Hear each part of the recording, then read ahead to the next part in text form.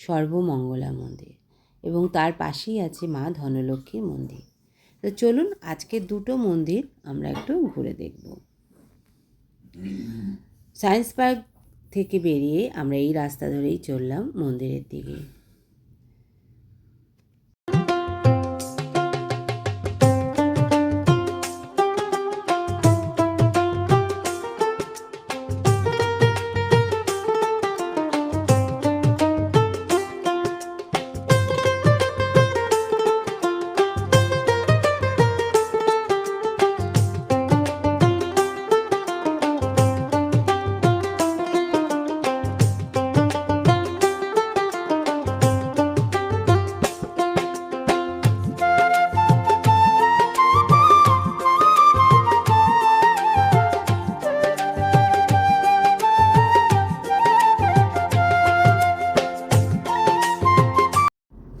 আমরা সর্বমঙ্গলা মন্দিরের কাছে চলে এসেছি। এটা একদম বর্ধমান শহরে।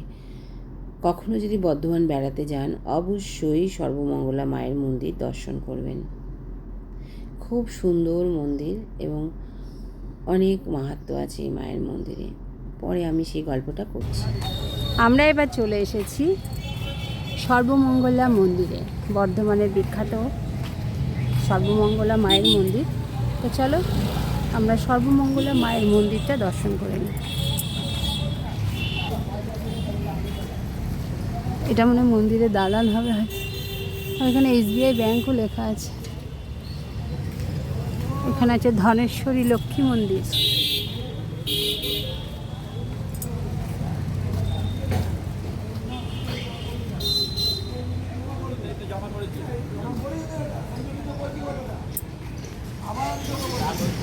ধনেশ্বরী লক্ষ্মী মন্দির।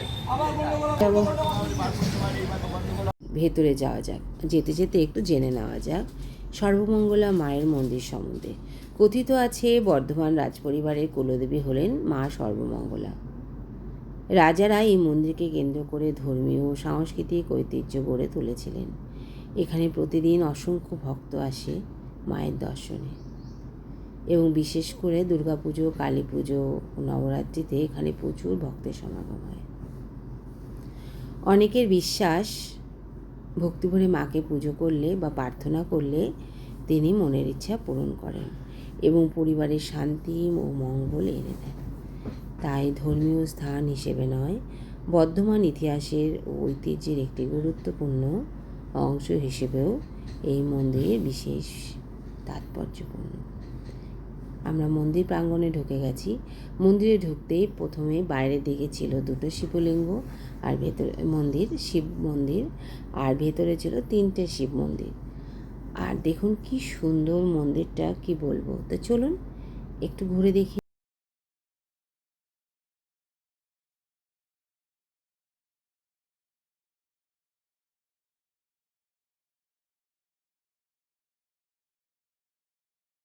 প্রবেশদ্বারেই রয়েছে গণপতি বাপ্পার মূর্তি, ছোট্ট করে যদিও। ঢুকতেই ডান পাশে ছিল কার্যালয়, তারপরে কিছুটা গিয়েছিল বাঁদিকে 3টে পরপর শিব মন্দির। দেখুন শিব মন্দিরগুলোতে টেরাকোটার ছোঁয়া রয়েছে। মন্দিরগুলোর এক একটা নামও ছিল, সে নামটা অবশ্য এখন আমার ঠিক মনে পড়ছে না। এই যেখানে রয়েছে সাদাশিব বাবা ভোলেনাথ এখানে অধিষ্ঠিত। পরপর 3টা মন্দিরেই বাবা ভোলেনাথের মন্দির রয়েছে। রত্নেশ্বর কি নামটা ছিল মনে পড়ছে না। যাওয়ার সময় রাস্তায় মন্দিরের ঠিক সামনে, নাট মন্দিরের সামনে রয়েছে মায়ের বলিস্থান, যাকে বলি মঞ্চ বা বলিস্থান বলা হয়। আর এই দেখুন এই পাশে মন্দিরটা, আমি একটু এখানে প্রণাম সেরে নিলাম যে মায়ের ঘাড়াতে যদি বলা হয় মাগো সমস্ত ফাড়া কাটিয়ে দিও, সব ফাড়া মা কিন্তু কাটিয়ে দেন। এখানেও বাবা ভোলেনাথ অধিষ্ঠিত। দেখুন কোষ্ঠী পাথরের শিবলিঙ্গ। আর যেহেতু শ্রাবণ মাসেই গেছিলাম আমরা, খুব ভালো। এই শিব ভোলেনাথের নাম যেমন মিত্রেশ্বর, এক একটা বাবার লিঙ্গের মন্দিরের উপর এক একটা নাম লেখা। আর পুরো দেখুন বাঁকুড়ার ছোঁয়া। তো চলুন একটু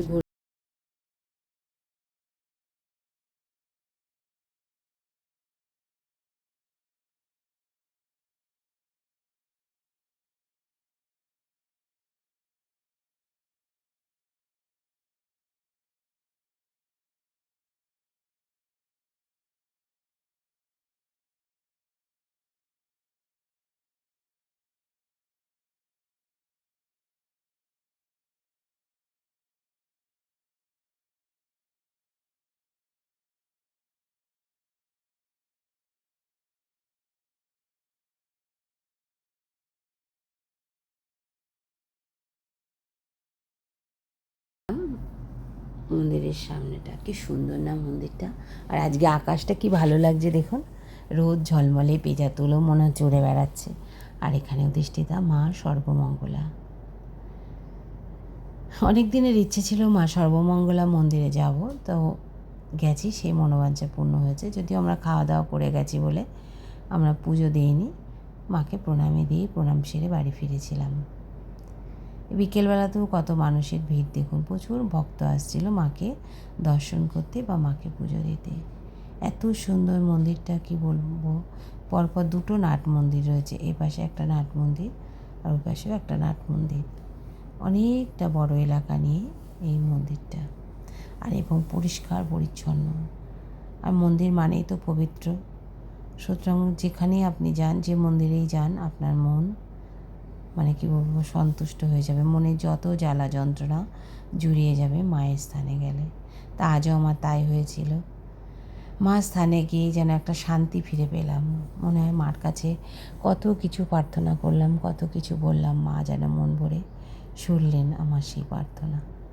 এখানে মায়ের অপরূপ রূপ, এখানে বিরাজমান মা সর্বমঙ্গলার মূর্তিটি অত্যন্ত মনোমুগ্ধকর। দেবীকে কালো কোষ্ঠী পাথরের মূর্তি হিসেবে পূজা করা হয়। তার মুখমণ্ডলের একদিকে মাতৃস্নেহের কোমলতা, অন্যদিকে শক্তির দীপ্তি ফুটে উঠেছে। মায়ের বড় বড় চোখ, মাথায় সুদৃশ্য মুকুট এবং নানা রকম অলঙ্কারে সজ্জিত ছিলেন মা। ভক্তদের গভীরভাবে আকর্ষণ করে। প্রতিদিন ফুল, বেলপাতা ও শাড়ি দিয়ে মাকে সুন্দরভাবে সাজানো হয়। মায়ের এই শান্ত ও মঙ্গলময় রূপের দর্শন করতে দূর দূরান্ত থেকে অসংখ্য ভক্ত এখানে আসেন। আর এই দিক দিয়েই মায়ের মন্দির থেকে বেরোবার পথ। আমি আপনাদের আরেকটা জিনিস দেখাবার জন্য নিয়ে এসেছি। পুরো মন্দিরটায় ঢুকতে এই যে আলপনা, কি সুন্দর আলপনায় সজ্জিত ছিল মায়ের মন্দিরটি। দেখুন, গেট থেকে ঢুকতে পুরো মন্দির দিয়ে একদম মায়ের মন্দির পর্যন্ত। আর এই পাশে ছিল বাগানটা, কি সুন্দর যে লাগছে। আজকে আকাশের মেঘটাও এত সুন্দর, ঠিক সন্ধ্যে নামবে এমন সময় আমরা এসেছি, তাই এই জায়গাটাও তুললাম। আর এই পাশে রয়েছে ভক্তদের থাকবার জায়গা, আর এই পাশেও রয়েছে দুটো শিব মন্দির। চলুন এই দুটো শিব মন্দিরেও আমরা দর্শন করে আসি। যে পথে ঢুকেছি, ঢুকে কিছুটা গিয়ে ডান দিকেই গেছি রাস্তাটি, এখানে রয়েছে বড় বড় দুটো শিব মন্দির। দেখুন এখানে শিব মন্দিরগুলো কি সুন্দর, এখানেও টেরাকোটার ছোঁয়া, আর খুব সুন্দর দুটো শিব মন্দির, মনটা যেন জুড়িয়ে গেল। পরের দিন ছিল শ্রাবণ মাসের সোমবার, তাই রবিবারেই বাবাকে দর্শন করে এলাম। এখানে রয়েছে গেস্ট হাউস, পাশে রয়েছে ডালা, মানে যেখানে মায়ের পুজোর ফুল, ফল সামগ্রী, মিষ্টি সামগ্রী বিক্রি হয়, তার পাশে রয়েছে এই বাবা ভোলেনাথের নাম আবার ইন্দ্রেশ্বর। কি সুন্দর না? চলুন একটু ঘুরে দেখে নেওয়া যাক। এটা গেস্ট হাউস। আপনার এখানে গেলে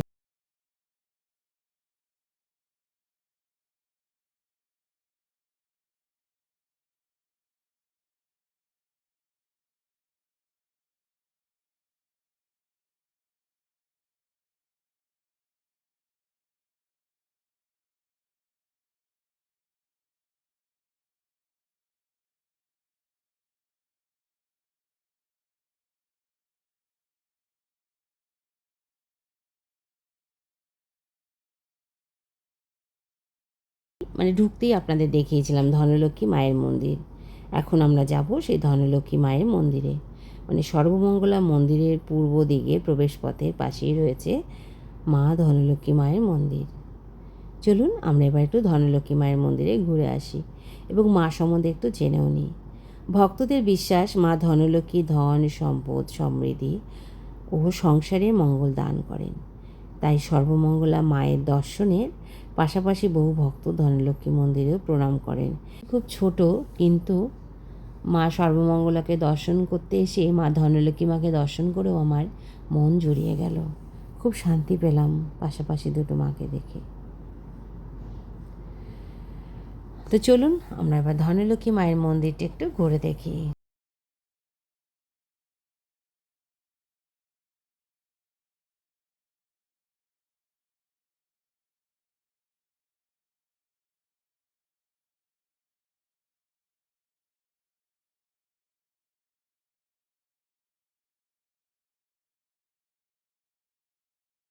এখানে মা ধনলক্ষ্মী কি সুন্দর সাজিয়েছে মাকে, পুরো শাড়ি পরিয়ে রং, মানে কি সুন্দর রঙিন শাড়িতে সাজিয়েছে। বিশাল বড় মানে মায়ের যে সিংহাসনটা আর মায়ের মূর্তিটা দেখুন, খুব সুন্দর। এই সময় প্রচুর মানুষের ভিড়ও ছিল, তাই আমি ঠিক করে ভিডিওটা তুলতে পারছিলাম না। তাছাড়া ভাবছিলাম যদি কিছু বলে, পরে বললো না না আমরা, আপনি তুলুন। আর এখানে দেখুন রয়েছে বাবা ভোলেনাথ অধিষ্ঠিত রয়েছে, এই পাশে মনে হয় মায়ের ভোগ ঘর। খুব সুন্দর মন্দিরটা, আমার এত ভালো লাগলো, মানে মন যেন জুড়িয়ে গেল। ধনলক্ষ্মী মায়ের মন্দির তো আমরা দেখতে পাই না, তো বর্ধমানে গেলে আপনারা দেখতে পাবেন মা ধনলক্ষ্মী মায়ের মন্দির। কি সুন্দর দেখুন মায়ের মূর্তিটি।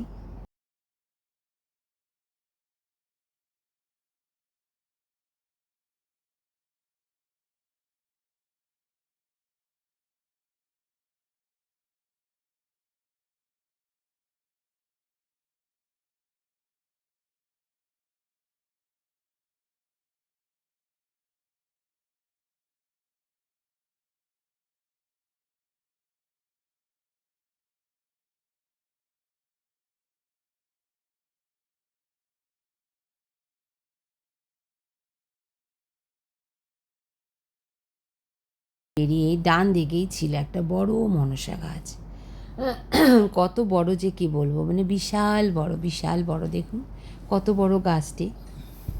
এখানে মা মনসা পূজিত হন। আমি ওখানেও একটু প্রণাম সেরে নিলাম। কত বড় মন্দিরটি দেখেছেন, মানে গাছটি। এখানটা একটু প্রণাম সেরে নিলাম মা মনসাকে। এত বড় মনসা গাছ আমি এর আগে কখনোই দেখিনি। আপনারা যদি কখনো সর্বমঙ্গলা মন্দিরে যান, পাশে ধনলক্ষ্মী মায়ের মন্দিরে অবশ্যই যাবেন এবং সেখানে গেলে দেখতে পাবেন এই গাছটি। তারপরে ডান দিকে ছিল এই যে আমাদের গোপাল সোনা, গোপাল ঠাকুরের মন্দির। খুব শান্ত নিরিবিলি এই মন্দিরটি, শ্রী শ্রী গোপালজিওর মন্দির। ভীষণ ভালো লাগলো, ভীষণ ভালো লাগলো। আজ বিকেলটা ভীষণ ভালো কাটলো। দুটো মন্দির দেখে মনটা যেন ভরে গেল। দেখুন মন্দির চত্বরটা, ঢুকতেই নাট মন্দির, তারপরে মায়ের মন্দির। অসাধারণ, ভীষণ ভালো লেগেছে। আপনারা কখনো যদি বর্ধমানে যান, অবশ্যই সর্বমঙ্গলা মন্দির ও মা পাশে অধিষ্ঠিত মা ধনলক্ষ্মী মায়ের মন্দির দর্শন করে আসবেন, ভালো লাগবে। সর্বমঙ্গলা মায়ের মন্দির ঘুরে এবার আমরা যাব আরেকটা নতুন স্পটে। কোথায় যাচ্ছি সেটা গিয়ে বলবো। সর্বমঙ্গলা মায়ের মন্দিরের ভিডিও আজকে এখানেই শেষ করলাম।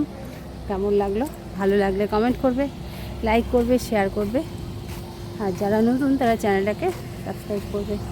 আজ এই পর্যন্তই। সর্বমঙ্গলা মায়ের মন্দির আর হচ্ছে ধনেশ্বর মায়ের লক্ষ্মী মায়ের মন্দির, দুটো দেখে আমরা এবার যাবো আরেকটা জায়গায়। তা চলো আরেকটা জায়গায় যাই, সেখানে গিয়ে